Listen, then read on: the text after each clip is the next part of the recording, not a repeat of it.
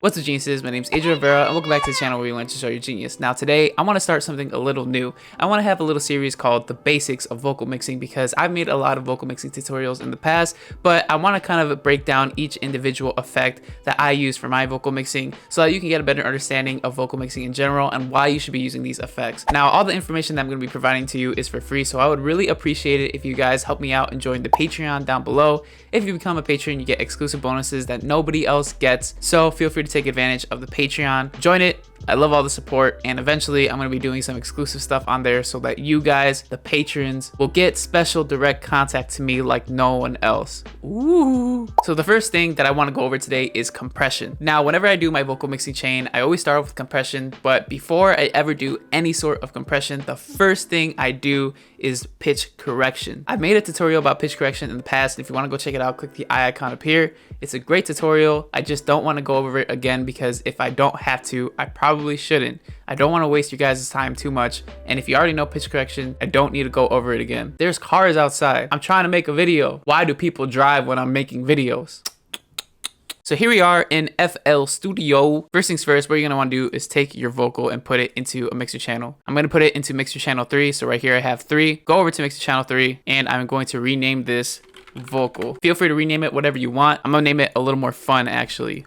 Vocal poo poo. So in FL Studio, there's 2 different compressors that you could use. You have the Fruity compressor or the Fruity limiter. I like using the Fruity limiter because it gives you a little more of a visual representation. This is a limiter and a compressor at the same time. You have the limit option and the compression option. However, going to Fruity compressor is going to give you a compressor as well. You just don't have that visual aid, which I feel like is really helpful if you're just starting off with compression. But Fruity compressor is also a very good compressor as well. I definitely recommend using it once you get an overall handle on compression. So first things first, what the heck is even compression and why do you want to do it? So when it comes to compression, all that a compressor is going to do is make the loud parts of whatever you're compressing and the quiet parts of whatever you're compressing more equally balanced. So if something's super loud and something's super quiet, what it's going to do is it's going to squash both of them down so that they're more or less the same volume. We use this on vocals because as singers or rappers, we tend to be really loud at some points or really quiet at other points. Let's say at the beginning, you're singing really soft, and then when you get to the chorus, you sing really loud. Having that compression is going to make it easier to hear your vocals because if it's too quiet and then too loud, you don't want to be adjusting the volume all the time. Compression does it for you automatically. So this is the vocal we're going to be working with today. I already did pitch correction on it. Like I said, remember, if you want to go watch that video about pitch correction, feel free to click the eye icon. Pitch correction is super easy. You'll get the hang of it, but this is the vocal. You should subscribe to me now.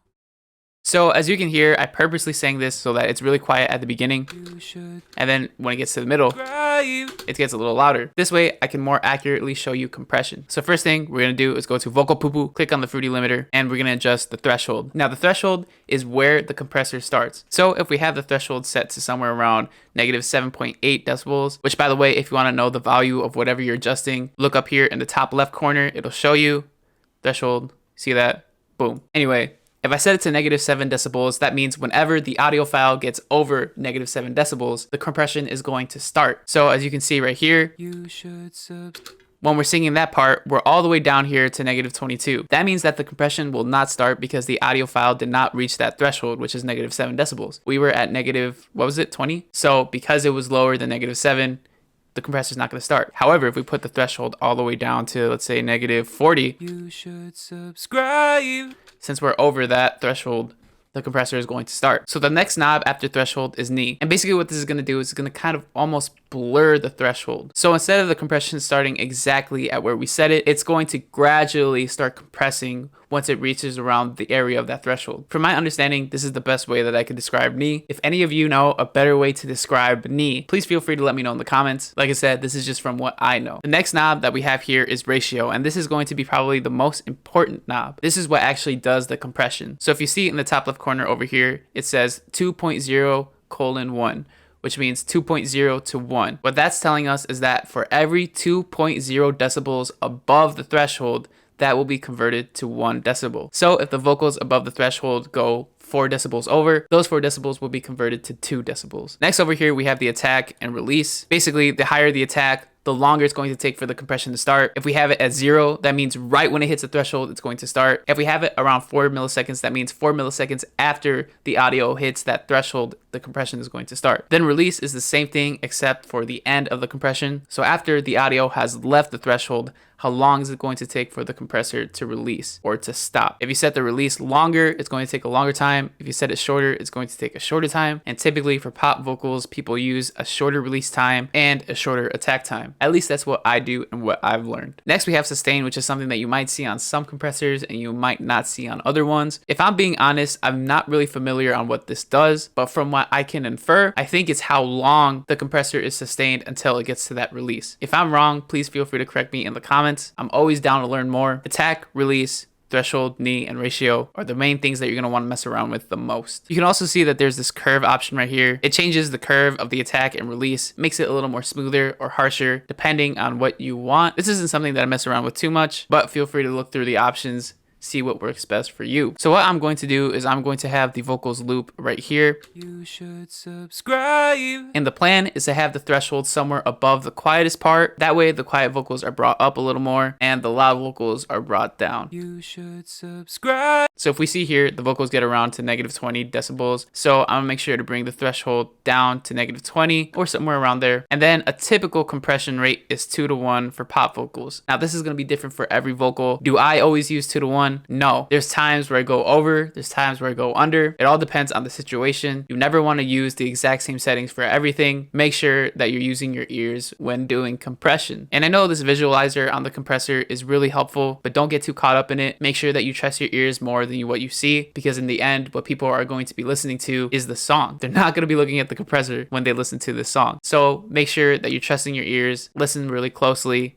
and get that proper sound that you like. You should subscribe. So as you can see here, the compression has started and there's a reduction in gain above the threshold. Now for this one, what I might do is I might bring it up a little more, maybe 2.7, and bring the threshold down a little lower because that really loud part could definitely be dialed back a little bit more. You should subscribe to me now. Now you can hear it's a little more level in volume. Once you get it to the proper sound that you like, you can always feel free to bring up the gain afterwards because compression will make things quieter, so making up the gain is going to be a good idea. You should subscribe to me now. Boom. Sounds pretty decent. Now this is going to be overkill, but what I'm going to do is I'm going to bring the threshold down a little bit and the ratio up all the way so you can have a better understanding of how hard compression can be and what you probably won't want to do when compressing. I'm gonna just make sure to bring the gain up a little bit because this is gonna be a little more quieter since there's so much more of a ratio. But if you have a listen, you should subscribe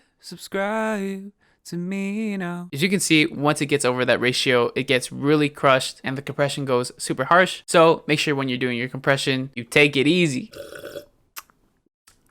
So I'm really hoping that this helped you guys out. Compression is a basic idea. However, it can get pretty complicated. It just takes a lot of practice and really knowing what sounds best for you. I feel like I'm not an expert at compression. However, I've done it so much and gotten an ear for it that I can find a sound that best suits me. Don't get so discouraged if you don't have a great compression at first. Keep practicing, use references from other artists that you really enjoy, and watch a bunch of tutorials. Don't just watch mine. I know, it's weird.